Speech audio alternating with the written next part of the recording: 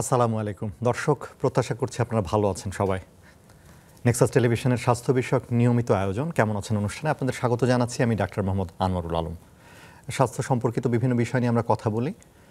দর্শক, সারা দুনিয়াব্যাপী কিন্তু ক্যান্সার বাড়ছে, ক্যান্সার চিকিৎসার পরিধিও বাড়ছে এবং চিকিৎসার পরে ভালো হয়ে যাওয়ার যে আমরা যদি বলি পরিসংখ্যান, সেটিও কিন্তু বাড়ছে, ভালো হয়ে যাচ্ছে।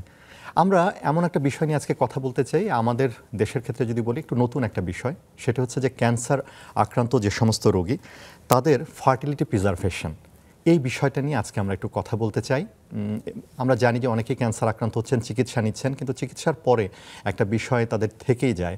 আমরা জানি যে মা বাবা হওয়ার যে আকাঙ্ক্ষা, সেটি কিন্তু সবার মধ্যেই থাকে। তো সেই বিষয়টি মানে কিভাবে সম্ভব, এটি কিভাবে সম্ভব করা যায়, এই বিষয়টি নিয়ে আজকে আমরা কথা বলবো।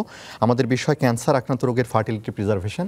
আর এই বিষয়ে কথা বলবার জন্য আমাদের সাথে আজ স্টুডিওতে উপস্থিত আছেন ডাক্তার হাসনা হোসেন আখি, বন্ধ্যাত্ব গাইনি বিশেষজ্ঞ, heartbeat diagnostic and fertility clinic. Doctor Hasna Hossain, আপনাকে স্বাগত জানাচ্ছি।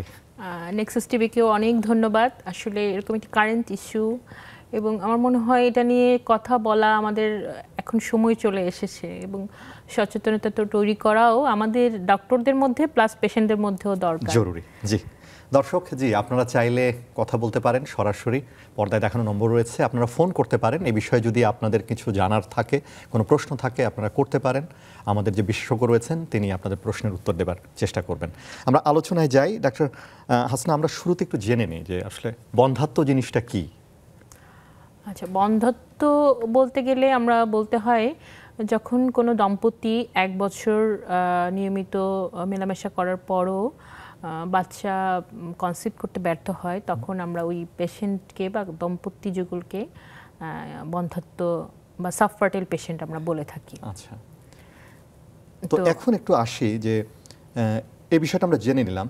এখন ক্যান্সার আক্রান্ত যে রোগী যেগুলো আছে, আসলে তো অনেক আসলে ক্যান্সার এখন তো আসলে কোনো বয়স নেই, আমরা দেখছি যে কোনো বয়সে এটি হচ্ছে আসলে, এবং এটি হলে চিকিৎসার যে বিষয়টা, তো চিকিৎসার কারণে আমরা জানি যে বন্ধ্যাত্বের জটিলতা হতে পারে। তো সেই প্রসঙ্গটা একটু যদি বলেন আমাদের। আচ্ছা, ক্যান্সার আক্রান্ত পেশেন্টদের যে ট্রিটমেন্ট অপশন, সেই ট্রিটমেন্ট অপশনগুলোর মধ্যে একটা হচ্ছে সার্জারি, আরেকটা হচ্ছে কেমোথেরাপি এবং রেডিওথেরাপি।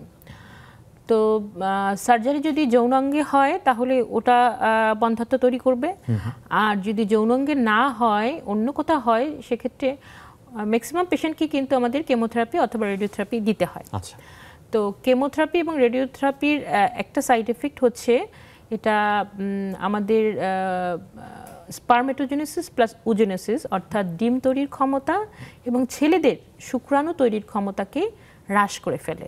এবং হ্রাসটা এতটাই হয় যে ওইসব পেশেন্ট পরবর্তীতে আর বাচ্চা উৎপন্ন করতে বা হেলদি স্পার্ম বা হেলদি ওভাম তৈরি করতে পারে না। এরকম বহু পেশেন্ট আমরা আজকাল পাচ্ছি বন্ধ্যাত্ব ট্রিটমেন্ট করতে গিয়ে, যে তাদের হয়তো হিস্ট্রিতে 2 বছর বা 3 বছর আগে একটা কেমোথেরাপির হিস্ট্রি আছে বা রেডিওথেরাপির হিস্ট্রি আছে, বা অনেকের ওভারিয়ান টিউমারের জন্য অপারেশন হয়েছে, অনেকের সেমিনোমার জন্য অপারেশন হয়েছে।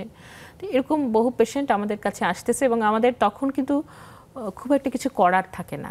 হ্যাঁ, কারণ একদমই যদি স্পার্ম আমরা না পাই তার টেস্টিজে, বা একদমই যদি ওভাম আমরা তার ওভারিতে না থাকে, সেক্ষেত্রে আইভিএফ বা টেস্টিউব বেবির যে উন্নত প্রযুক্তিটা আছে সেটাও আমরা খুব একটা বেশি ইমপ্লিকেশন করতে পারি না, বা খুব ভালো রেজাল্ট আমরা দিতে পারি না, বা সাকসেস আমরা দিতে পারি না। কিন্তু সে যদি তার ক্যান্সার ট্রিটমেন্ট শুরু করার আগে আমাদের কাছে একটু আসতো, তাহলে হয়তো আমরা তার ডিম্বাণু বা শুক্রাণু বা ওভারিয়ান টিস্যু যদি আমরা প্রিজার্ভ করে রাখতে পারতাম বা ক্রায়োফ্রিজ করে রাখতে পারতাম, সেক্ষেত্রে হয়তো 2-3 বছর পর যখন সে ভালো হয়ে আসবে, তখন আমরা টেস্ট টিউব বেবি বা এক্সি করলে অনেক ভালো সফলতা পেতাম, বা তাদেরকেও বাবা মা হওয়ার খুশিটা দিতে পারতাম। আচ্ছা, একটু এখানে বলি তাহলে একটা জিনিস, যে ধরেন যারা দম্পতি এখনো তাদের কোনো বেবি হয়নি বা একটা বাচ্চা আছে তারা আরও নিতে চান, সেটা একটা বিষয়। আবার যে ছেলেটা বা মেয়েটার বিয়ে হয়নি, সে প্রজনন বয়সে আছে, তো তাদের ক্ষেত্রে তো এই বিষয়টা খুব জরুরি। তাহলে হ্যাঁ, তাদের ক্ষেত্রে তো আরও বেশি জরুরি, কারণ এখন কিন্তু মেয়েদের ক্ষেত্রে আমরা ব্রেস্ট ক্যান্সারটা দেখছি অনেক অনেক আনমেরিড মেয়েরও ব্রেস্ট ক্যান্সার পেশেন্ট আমরা পাচ্ছি। এবং অনেক ইয়াং ছেলেদের আমরা পাচ্ছি, লিম্ফোমা নিয়ে আসছে, লিউকোমিয়া নিয়ে আসছে, সেমিনোমা নিয়ে আসছে। এবং ওভারিয়ান ক্যান্সারও কিন্তু এখন খুব টিনেজ গার্লদেরও আমরা ওভারিয়ান ক্যান্সার বা পাওয়া যাচ্ছে, ওভারিয়ান টিউমার পাওয়া যাচ্ছে।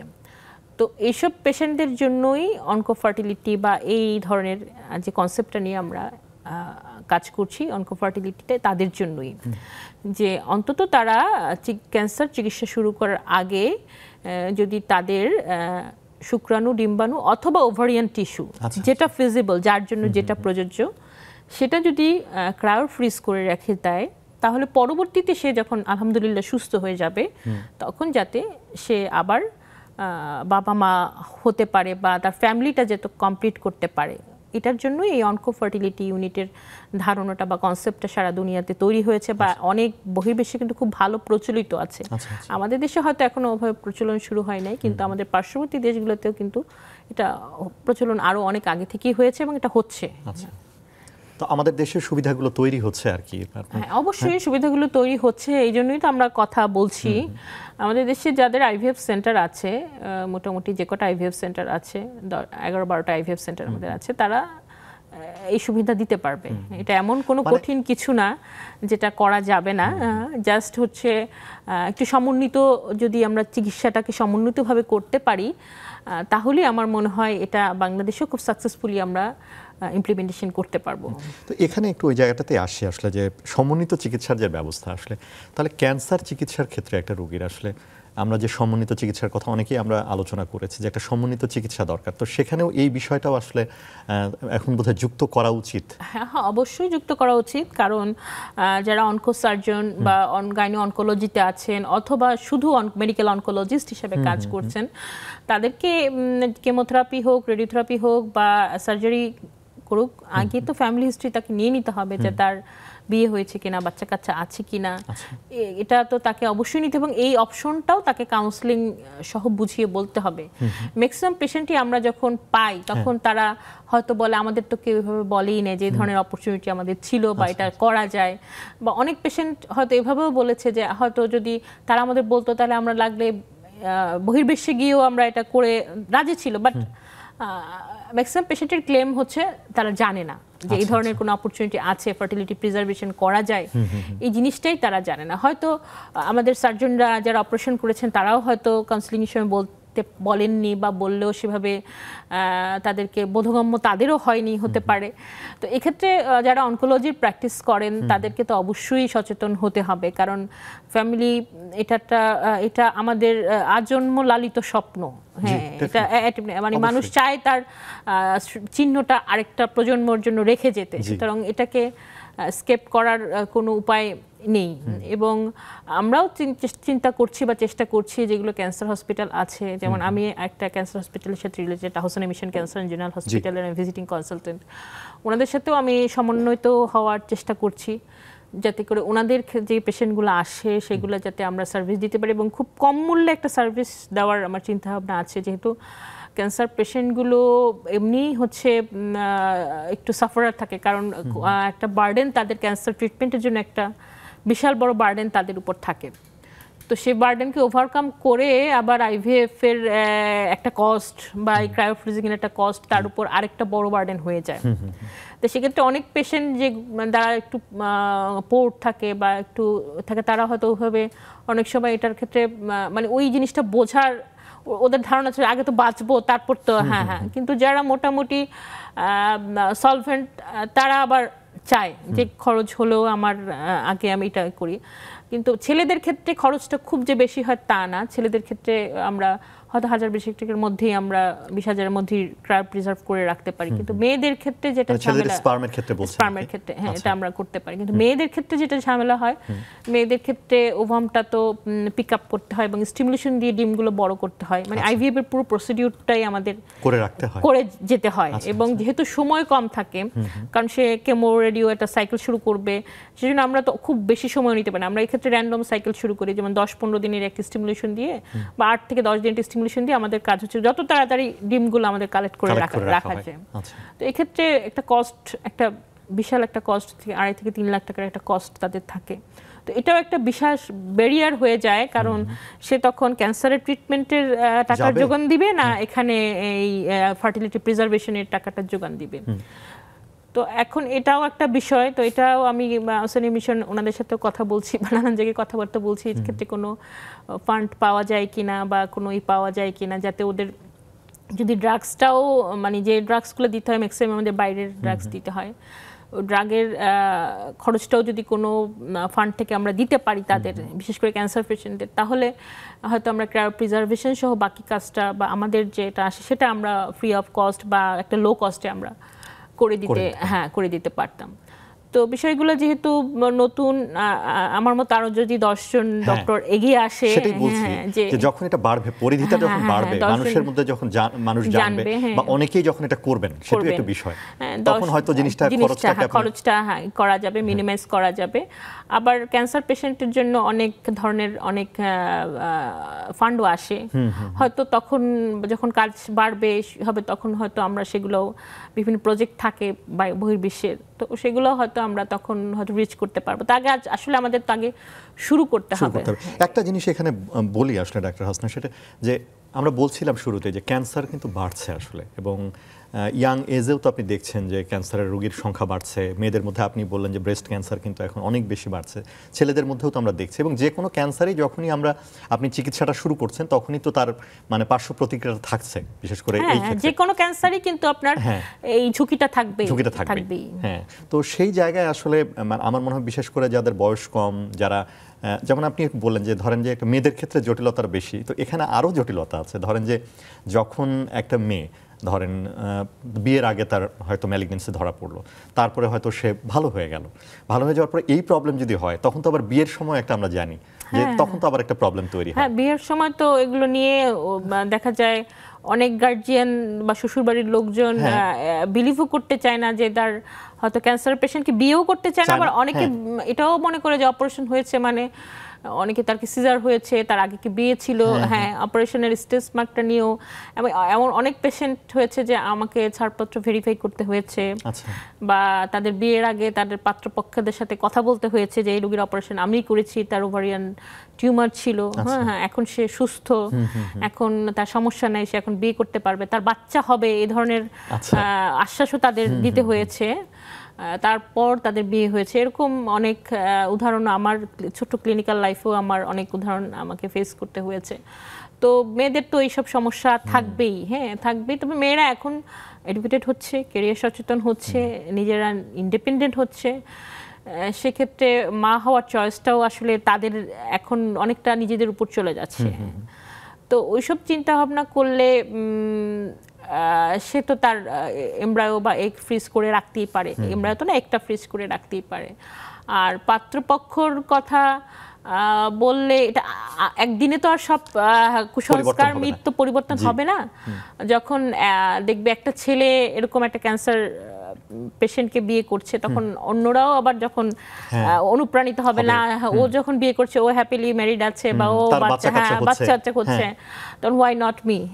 আর একটা মানুষের পরিমাপটা তো করতে হবে তার ব্যক্তিত্ব, মন মানসিকতা, তার কর্মদক্ষতা, এগুলা দিয়ে।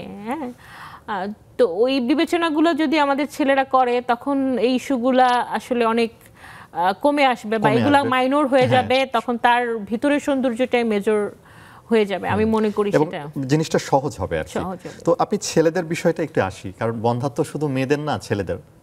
অবশ্যই ছেলেদের এখন অনেক বন্ধাত্ব আমরা পাচ্ছেন আসলে। জি, তো আমরা একটু আলোচনাটা চালাবো, একটা বিরতি নিয়ে যেতে চাই। দর্শক কেমন আছেন অনুষ্ঠানে একটা বিরতিতে যাচ্ছি, কিছুক্ষণ পরে ফিরে আসছি।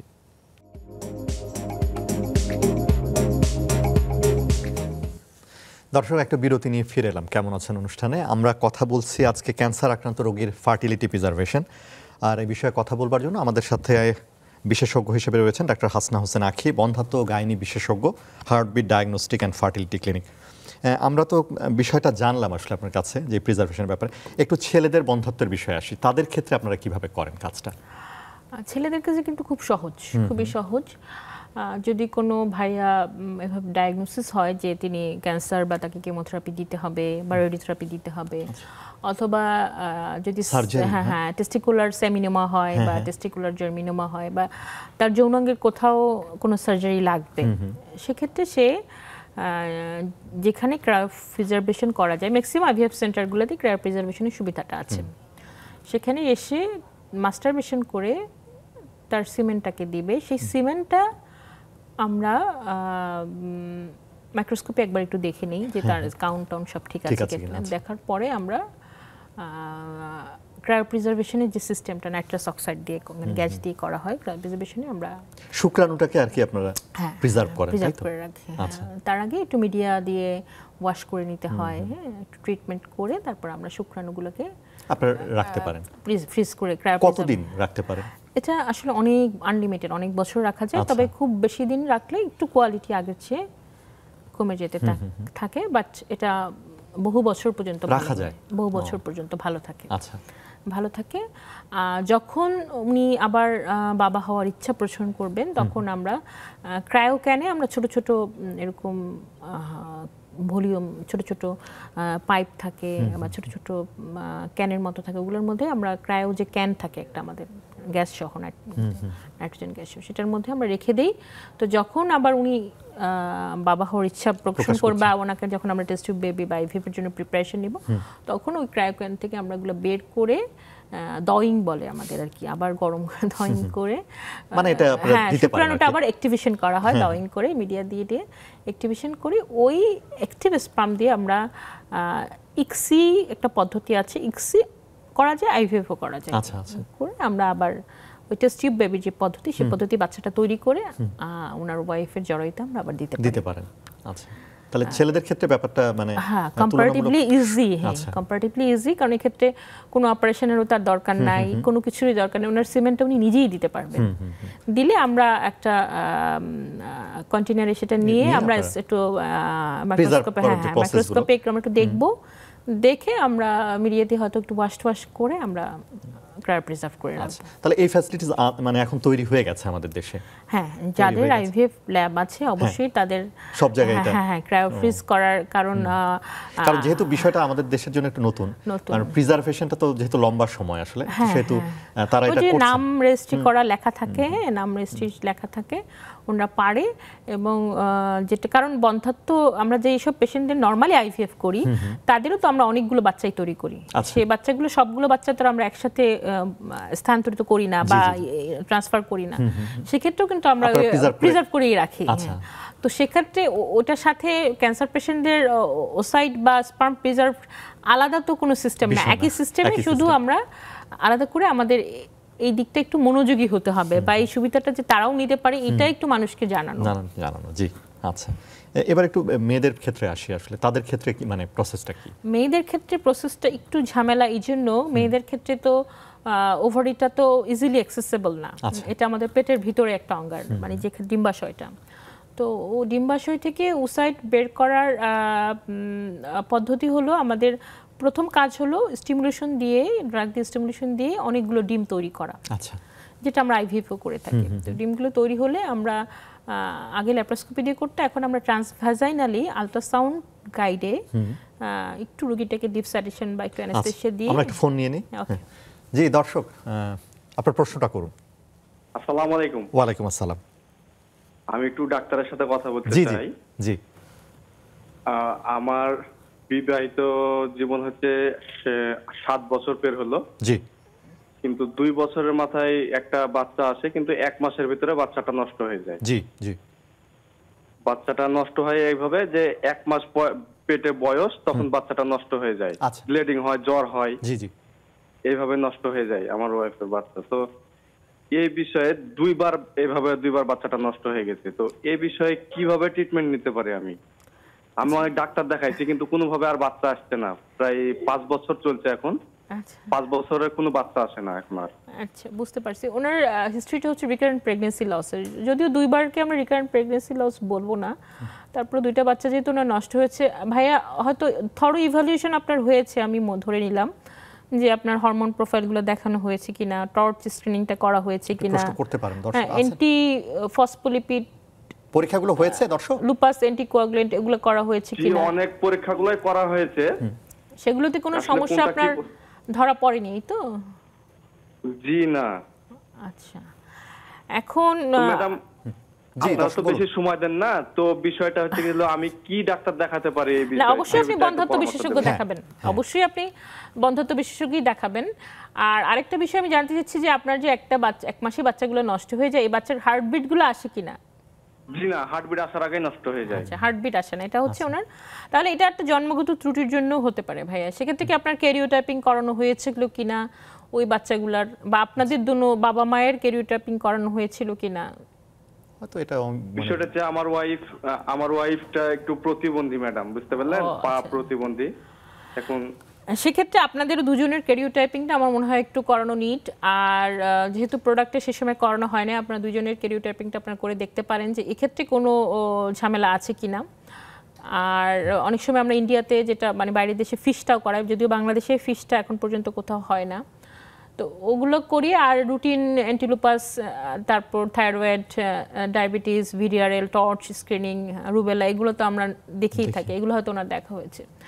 দেখার পর যদি কোনো সমস্যা না থাকে সেক্ষেত্রে আমরা ওভারিয়ান স্টিমুলেশন দিতে পারি। স্টিমুলেশন দিয়ে আমরা চেষ্টা করে দেখতে পারি যে বাচ্চা আসে কিনা। আমার মনে হয় যে বেটার একজন বন্ধ্যাত্ব বিশেষজ্ঞ, এখন তো আসলে আপনাদের ইনফার্টিলিটি বিশেষজ্ঞ তো অনেকে আছে। আপনি একটু ভাইয়া যে কোনো বন্ধ্যাত্ব যারা ইনফার্টিলিটি নিয়ে কাজ করে, শুধু ইনফার্টিলিটি নিয়ে কাজ করে, তাদের সাথে যদি একটু কমিউনিকেট করেন, আমার মনে হয় আপনার ট্রিটমেন্টটা খুব সহজ হবে এবং আপনিও স্যাটিসফাই হবেন।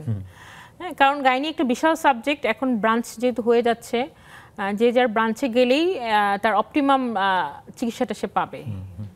এবং বা সরকারিভাবে আমি যেরকম জানি যে বঙ্গবন্ধু প্রত্যেকটা পুরনো 8টা মেডিকেল কলেজে সবগুলোতে এখন ইনফার্টিলিটি ইউনিট আলাদা করে হয়েছে। জি জি। এবং সেখানে যারা বসছেন তারা অনেকেই ফেলো করা, বা ফেলো না করা থাকলে অনেকেই ট্রেনিং করা বা অনেকদিন ধরে কাজ করছেন, সিনিয়র ডক্টররাই আছেন, সেখানে আপনি যোগাযোগ করতে পারেন। দর্শক আশা করি বুঝতে পেরেছেন, ভালো বন্ধ্যাত্ব বিশেষজ্ঞ আপনি দেখাতে পারেন। আমার মনে হয় দেখে আসলে আগে জানতে হবে যে কি কারণে এটা হচ্ছে, এবং সে অনুযায়ী যদি চিকিৎসা করা যায় নিশ্চয়ই কিছু সফলতা আপনি পাবেন। অসংখ্য ধন্যবাদ ফোন করবার জন্য।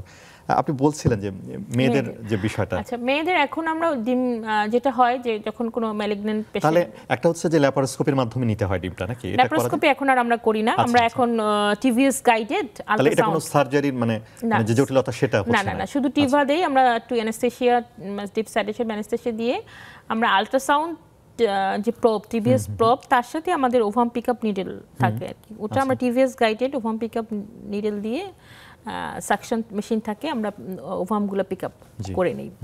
মানে ডিমগুলো আপনারা এখন নিতে পারেন। এটা এখন খুব ইজি, মানে খুব ইজি প্রসিডিউর, এবং ডে কেয়ার সার্জারি, ভর্তিও থাকতে হয় না। তো যেটা হয়, ক্যান্সার পেশেন্ট আসলে আমরা র্যান্ডম প্রোটোকল, মানে র্যান্ডম স্টার্ট প্রোটোকল, মানে যেদিন আসবে সেদিন, মাসিকের যে দিনই আসুক আমরা সেদিন স্টিমুলেশন করবে। ম্যাডাম, এটা আসলে যখন তার চিকিৎসাটা শুরু হচ্ছে তার আগে অবশ্যই তার আগে, এটাই হলো একটা বড়, অবশ্যই তার আগে। খুব সময় আমরা পাওয়া যায় না, দেখা যায় যে অনেক সময় কেমোথেরাপির ডেট মানে বেশি, অনেক সময় অনেক পেশেন্ট স্টেজ 2, 3, 4 এও কেমোথেরাপি স্টার্ট করে, আসলে অনেক লেট স্টেজে আসে। হ্যাঁ, তখন দেখা যায় কেমোথেরাপি ওনার জীবন বাঁচানোই আসলে তখন আমাদের বড় দোষ। তারপর অনেক সময় অনকোলজিস্টরা বলে যে আপনি 1 সপ্তাহের মধ্যে যদি পারেন, তো 1 সপ্তাহ স্টিমুলেশন দিয়ে আমরা যে কটা পাই, 5টা 6টা 10টা 8টা, মানে যে কটা ডিম আমরা পাই সে কটা ডিমই আমরা কালেক্ট করে তারপর আমরা মিডিয়াতে আমরা প্রিজার্ভ করে রাখতে পারি। আচ্ছা। এই ক্ষেত্রেও আপনার মানে মেয়েদের ক্ষেত্রেও কি সময়টা আপনি কতদিন রাখা যায় এরকম? অনেক দিন রাখা যায়। হ্যাঁ, অনেক দিন রাখা যায়। আনমেরিড মেয়ে হলে আমরা ডিম্বাণুটা প্রিজার্ভ করে রাখি, আর যদি মেরিড হয় তাহলে আমরা এমব্রায়ো, মানে বাচ্চা, ওনার হাজবেন্ডের সিমেন্ট নিয়ে বাচ্চা তৈরি করেই আমরা বাচ্চাই রেখে দিই। আচ্ছা। ব্লাস্টোসিস্ট করেই আমরা রেখে দিই, যাতে উনি সুস্থ হয়ে আসলে ওই বাচ্চাটা আবার ট্রান্সফার করে দিতে হবে। এতে ক্ষেত্রে ব্লাস্টোসিস্ট তৈরি করে রাখলে সাকসেসটা খুব ভালো আসে। আচ্ছা। তাহলে এই ক্ষেত্রে মানে আগে এটা করে রাখতে পারেন আপনারা, মানে যদি মেরিড হয়। আনমেরিড হলে শুধু ও সাইডটা, মানে ডিম্বাণুটা আমরা প্রিজার্ভ করে রাখি। আরেকটা অপশন যেটা আছে সেটা হচ্ছে, অনেক সময় দেখা যায় যে ওভারিয়ান টিস্যুতেই ওভারিয়ান টিউমার ক্যান্সার হয়, সেক্ষেত্রে মানে ওভারিতেই যদি থাকে, আপনি বলছেন ওভারিতেই থাকে, সেক্ষেত্রে আমাদের যেটা পারি, ওভারিয়ান টিস্যু আমরা যদি এক সাইডের ওভারি ওনার ম্যালিগন্যান্ট হয়, অন্য সাইডের ওভারি যদি ভালো থাকে, সেক্ষেত্রে আমরা অনেক সময় ওভারিয়ান টিস্যু রাখতে পারি। আচ্ছা।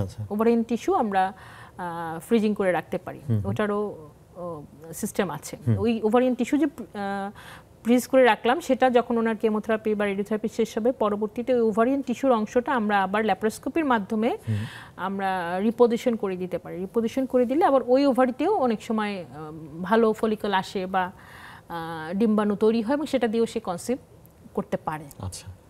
এটাও একটা পদ্ধতি আছে। আবার অনেক পেশেন্ট আমরা সি সার্ভিক্সের পাই যারা হচ্ছে রেডিওথেরাপি দিবে, তখন সেক্ষেত্রে আমরা ওভারিটাকে পেলভিস থেকে উপরের দিকে একটু উঠিয়ে দেই ল্যাপারোস্কোপির মাধ্যমে। তাতে হয় কি রেডিওথেরাপির বিমটা বা রেটা কম পৌঁছায় এবং ওভারিয়ান টিস্যু ডিস্ট্রাকশনের রেডিওথেরাপিতে তো একটা ফিক্স জায়গায় থেরাপিটা দেওয়া হয়, থেরাপিটা যেটা ফিক্স জায়গায় দেওয়া হয়, সেক্ষেত্রে ওর ডিস্ট্রাকশনটা কম হয় এবং ওভারির গুণাগুণ অনেকাংশে ভালো থাকে। মানে শরীরের মধ্যেই থাকবে, কারণ ওখান থেকে অংশ নেওয়ার চাইতে শরীরে যদি থাকে আপনি হয়তো একটু পজিশনটা তার চেঞ্জ করে দিলেন, মানে রেডিওথেরাপির ইফেক্টটা যেন না পড়ে, তো সেটাতেও কাজ হয়। কিন্তু কেমোথেরাপির ক্ষেত্রে তো আর লাভ হয় না। কেমোথেরাপির ক্ষেত্রে তো আসলে যেখানেই রাখবো শরীরে তো ছড়িয়ে যাচ্ছে, সব জায়গায় যাবে কেমোথেরাপি। সেক্ষেত্রে আমাদের হয় ওভারিয়ান টিস্যু রিসেকশন করে প্রিজার্ভ করা অথবা ওসাইড প্রিজার্ভ করে রাখা, এই দুটো অপশনই আমাদের হাতে থাকে আছে। এবং এটা করা সম্ভব আমাদের দেশে হচ্ছে, সম্ভব, হ্যাঁ, করা ফিজিবল। আমাদের সিনিয়র অনেক ম্যাডামরা, রাশিদা ম্যাডাম প্রফেসর আমার মেন্টর, উনি বহুদিন ধরে করছেন, হয়তো ভাবে অনেকে হয়তো জানে না, হ্যাঁ, কিন্তু উনি কিন্তু বহুদিন ধরে রাশিদা ম্যাডাম করছেন। তাহলে একটা জিনিস খুব ইম্পর্ট্যান্ট আমার মনে হচ্ছে যে যখন আসলে একটা ক্যান্সার পেশেন্ট আমরা পেলাম, ঠিক আছে, বিশেষ করে যাদের মানে বাচ্চা নিতে হবে বা তাদের ক্ষেত্রে আমার মনে হয় যেটা খুব জরুরি, ওই সময়টা আসলে খুব মানে ট্রিটমেন্টের আগের ওই সময়টা আমার মনে হচ্ছে যে খুব জরুরি, ক্রুশিয়াল সময়। হ্যাঁ, সবকিছু জানা, ওই সময় এটা ক্রুশিয়াল সময়। ওখানে ওই সময় যে ফিজিশিয়ান থাকবেন তার ভূমিকাটাই আসলে অনেক অংশে মানে একটা বিষয় দেখুন, ক্যান্সার ট্রিটমেন্টের ক্ষেত্রে এখন সবাই কিন্তু বলছেন যে একটা সমন্বিত উদ্যোগের কথা আমরা শুনছি, যেখানে সার্জন থাকবেন, এখানে হিস্টোপ্যাথোলজিস্ট থাকবেন, অনকোলজিস্ট থাকবেন, মানে অনেকেই থাকবেন কিন্তু। তো সেখানে আমার মনে হয় যে এখানে মানে যদি সেটি মানে প্রজনন সময়ে ছেলে বা মেয়ে হয়, তাহলে সেক্ষেত্রে বোধহয় একজন গাইনোকোলজিস্ট বা ইনফার্টিলিটি বিশেষজ্ঞ তাদের থাকা উচিত। ইউরোপিয়ান কান্ট্রিগুলোতে বা আমাদের বেশি দূরে না, ইন্ডিয়ারও অনেক বড় বড় ক্যান্সার হসপিটালের সাথে কিন্তু ফার্টিলিটি ইউনিট আছে। আচ্ছা, এই কথাটা তাদেরকে বলা যে এই একটা সুযোগ আছে, ফার্টিলিটি ইউনিট আছে এবং তাদেরকে ক্রায়োপ্রিজার্ভেশন ইউনিট, এগুলো সবই কিন্তু এই ক্যান্সার হসপিটালের সাথেই আছে। আচ্ছা, যাতে করে ক্যান্সার পেশেন্ট যারা ফার্টিলিটি প্রিজার্ভেশন করতে চায় তাদের দূরে যেতে না হয়, ওনাদের ইউনিট থেকেই ওনারা ওই সার্ভিসটা নিতে পারে। এবং এটা আমাদের দেশেও এখন চিন্তা ভাবনা করার সময় এসেছে, যেহেতু ক্যান্সার বেসড হসপিটাল বাংলাদেশে কিন্তু খুব কম। আহসানি মিশন বড়, আর ল্যাবেট আর হচ্ছে ডেল্টা, এই 3-4টা হসপিটাল ছাড়া আর কিন্তু সরকারি ছাড়া তেমন কোনো হসপিটাল নাই। তো তারাও কিন্তু মানে খুব বেশি কিন্তু কষ্টের কিছু না, তারা অনেক টাকা অনেক জায়গায় খরচ করছে, কিন্তু একটা ইনফার্টিলিটি বা ফার্টিলিটি সেটআপ তৈরি করে দিলে এই ক্যান্সার পেশেন্টগুলো কিন্তু তাদের জায়গা থেকেই সার্ভিসটা নিয়ে যেতে পারতো। তাদের অন্য পেশেন্ট না হলেও এই পেশেন্টগুলো সার্ভিস দিয়ে তারা তাদের রেভিনিউ কিন্তু তুলে নিতে পারে। তো এটাও মানে ভাববার সময় আসছে। ল্যাবেটে মনে হচ্ছে, ল্যাবেটে যেহেতু ইনফার্টিলিটি সেটআপ, আইভিএফ সেটআপ আছে, ওরা সার্ভিস দিচ্ছে। আলিনা ফিসা আপু, উনি breast surgeon, oncoplastic breast surgeon, উনি এটা নিয়ে কথাবার্তা বলছেন। সেটাই আসলে মানুষকে জানানো, বিষয়টা মানুষকে জানতে হবে। ল্যাবেট করছে, বাট ল্যাবেট ছাড়া বাকি যে হসপিটালগুলো আছে তাদেরও একটু চিন্তা, বিশেষ করে আমাদের সরকারি হসপিটালগুলোরও আমার মনে হয় চিন্তা ভাবনা করার সময়। এবং আমরা জানি যে বাংলাদেশে তো ক্যান্সার হসপিটাল মূলত ঢাকা বেসড, ঢাকার বাইরেও কিন্তু হবে, আমরা জানি যে আমরা সেখানে এই বিষয়টাও মনে হয় যে আশা করি এটা ইনক্লুড হবে বা করা উচিত। জি, আমরা আরেকটা বিরতিতে যাব। দর্শক কেমন আছেন অনুষ্ঠানে আরেকটা বিরতি নিচ্ছি, ফিরছি কিছুক্ষণ পরে, আশা করি আমাদের সঙ্গেই থাকবেন।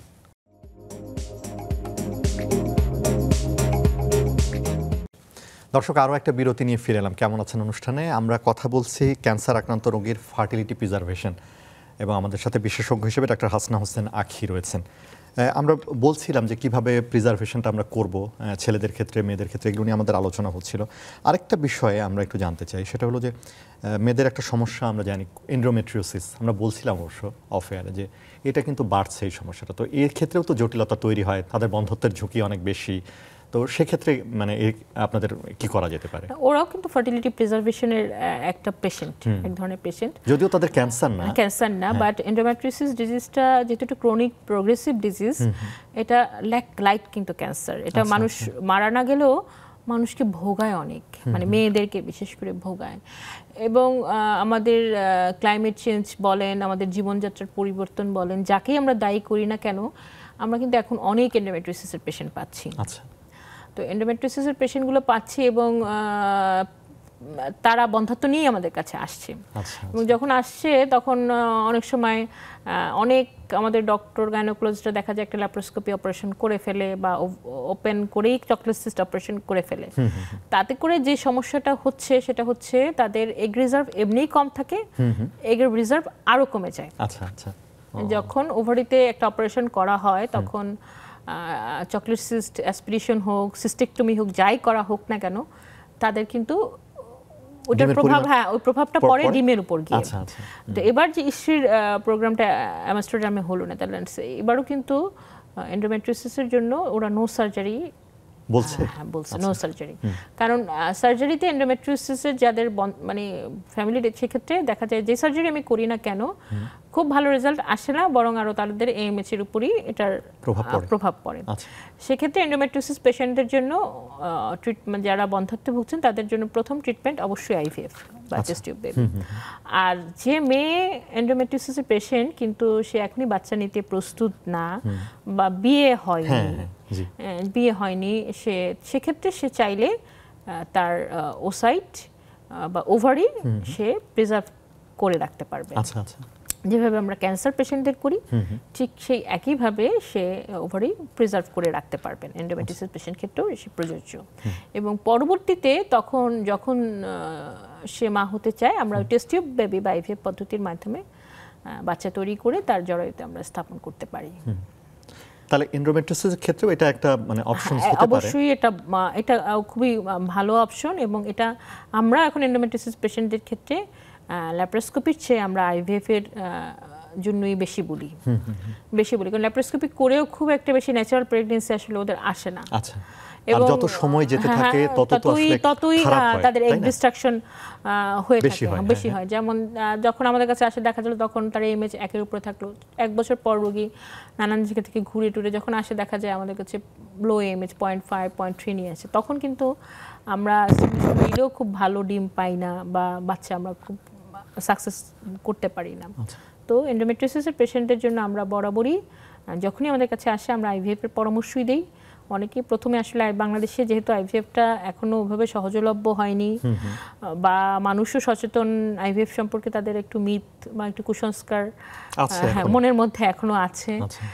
এবং হালাল হারাম বিষয়টা নিয়েও তারা একটু সচেতন বা কিঞ্চিত চিন্তাযুক্ত হয়ে পড়ে যে এটা হালাল হবে কিনা বা কোনো হারামের কোনো বিষয় আছে কিনা বা ন্যাচারাল কিনা বা এই ধরনের একটা। তো সেক্ষেত্রে আমরা অনেক সময় এন্ডোমেট্রিওসিস পেশেন্ট আসলে আমরা অনেক সময় স্টিমুলেশন দিয়ে আইওআই করে চেষ্টা করি।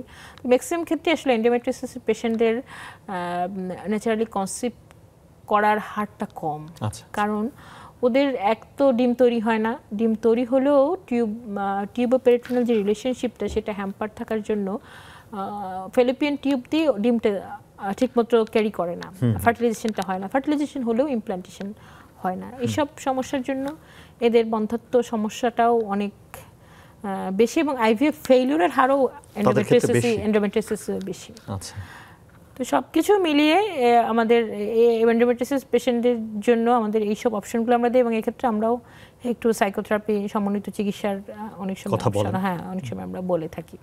সেটাই আসলে জরুরি। আরেকটা বিষয় যে যত আর্লি আপনি যেটি করেন চিকিৎসার ক্ষেত্রে, ডায়াগনোসিসের ক্ষেত্রে যত আর্লি হবে তত আর্লি হবে তত ভালো রেজাল্টটা তত ভালো আসবে। তো সেই জায়গাটা আসলে বোধহয় খুব জরুরি। আরেকটা জিনিস একটু জানতে চাই, এই যে ধরুন আপনি যেটা প্রিজার্ভেশনের কথা বললেন, মেয়েদের ক্ষেত্রে আসলে যেমন ওভারিতে একটা সমস্যা হলো, ওভারিয়ান টিউমার ক্ষেত্রে বা ইউটেরাসে হলো, তাই তো? তো সেই ক্ষেত্রে আসলে অপারেশন করতে হতে পারে আসলে। তো অপারেশনের সময় কি তখন আপনারা এই যে যেটা বলছেন প্রিজার্ভেশনের কাজটা তখন করা যায়? যদি ওভারিতে যদি বেশি সমস্যা হয়, ওভারিয়ান টিউমারের ক্ষেত্রে তো বেশি সমস্যাটা আমাদের হয়। যে ওভারিয়ান টিউমার হলে তো ওভারি আমাকে ফেলে দিতে হবে লাইফ সেভিং এর জন্য। সেক্ষেত্রে আমরা অনেক সময় যেটা করি, আদার সাইড ওভারিতে অনেক সময় যদি সময় থাকে আমরা স্টিমুলেশন দিয়ে ওভাম পিক আপ করে ফেলেন, অথবা ওভারিয়ান টিস্যু আমরা ওভারিয়ান টিস্যুটাই আমরা প্রিজার্ভ করি। মানে ওভারিয়ান টিস্যুটা প্রিজার্ভ করলে ওই ওভারিয়ান টিস্যুটাই আবার রিপোজিশন করে দিলে পরবর্তীতে ওটা দিয়ে আবার ফলিকল তৈরি করা যায়। তবে এই টেকনিকগুলো একটু বাংলাদেশে নতুন, এবং ওভারিয়ান টিস্যু প্রিজার্ভেশনটাও সবাই স্কিল না, এটার একটা স্কিলনেস দরকার হয়। হ্যাঁ, এবং এটার প্রিজার্ভেশনের জন্য যে মিডিয়া টিডিয়াগুলো দরকার হয় সেগুলো বাংলাদেশে এখনো অ্যাভেলেবল না। তবে আমাদের শুরু করতে হবে, এটা হচ্ছে কথা, শুরু করতে হবে। আমরা শুরু করলে আস্তে আস্তে আমরা স্টেপ বাই স্টেপ আমরা যখন পেশেন্ট পাবো তখন আমরা স্কিল হব, বা এই জিনিসগুলো আমরা আনারও চেষ্টা করব, তো তখন আস্তে আস্তে তৈরি হবে। না, এটা আমার মনে হয় যে যেহেতু শুরু হচ্ছে, যেমন আমরা বললাম যে আপনি বলছেন ঢাকার বাইরে 8টা যে মেডিকেল কলেজ আছে সেখানে কিন্তু ক্যান্সার ইনস্টিটিউট হচ্ছে, কাজ হচ্ছে, সেখানে চিকিৎসা হবে। তো সেখানেও এই ফ্যাসিলিটিগুলো মানে যদি আমরা মানে করতে পারি, ইনক্লুড করতে পারি, বা মেডিকেল কলেজে তো এমনিতে আপনি বলছেন ফার্টিলিটি সেন্টার তো রয়েছে, কিন্তু সমস্যা হচ্ছে গভর্নমেন্ট পর্যায়ে ইনফার্টিলিটি ইউনিট তৈরি হলেও আইভিএফ ল্যাব কিন্তু ঢাকা মেডিকেল কলেজ ছাড়া আর কোথাও নেই। জি জি। এবং ঢাকা মেডিকেল কলেজে কিন্তু আপনি যে প্রিজার্ভেশনের কথা বলছেন সেটা করা সম্ভব কিনা? সেটাও আইভিএফ ল্যাব লাগবে। আচ্ছা আচ্ছা, অবশ্যই আইভিএফ ল্যাব লাগবে। ল্যাব ছাড়া তো ক্রায়ো প্রিজার্ভেশনের কোনো উপায় নেই। তো আইভিএফ ল্যাব কিন্তু ঢাকা মেডিকেল কলেজে শুধু আছে, আর অন্য কোথাও তৈরি হয়নি। ঢাকা মেডিকেল কলেজে তৈরি হলেও সেটার এমব্রায়োলজিস্ট নাই। একজন আইভিএফ ল্যাবের মূল কারিগর হচ্ছেন এমব্রায়োলজিস্ট। এই পুরো বিষয়গুলোই করেন আসলে একজন দর্শক আছেন এমব্রায়োলজিস্ট। জি, আমরা প্রশ্নটা নেই। জি দর্শক, আপনার পরিচয় দিন, প্রশ্ন করুন।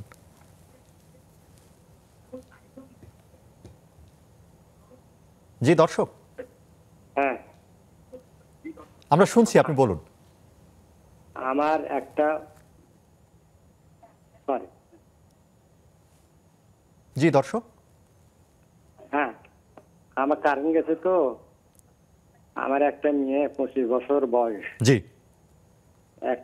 তার একটা সন্তান আছে, মেয়ে সন্তান 7 বছরের। জি, তো ওই মেয়েটা এন্ডোমেট্রিওসিস বা পলিসিস্ট হয়েছে, ওপেন সার্জারি করা আছে। এর পরবর্তীতে কি কনসিভ করতে পারবে কিনা, এটা আমার প্রশ্ন। আচ্ছা আচ্ছা, আপনার কি সার্জারি করা হয়েছে সেটা একটু অপারেশন কি হয়েছে বলতে পারবেন? সেটা আমার একটু দেখা দরকার। চকলেট সিস্ট ছিল কি? হ্যাঁ হ্যাঁ, চকলেট সিস্ট ছিল। চকলেট সিস্ট ছিল, সেটা অপারেশন করে ফেলে দিয়েছে, এই তো? হ্যাঁ হ্যাঁ।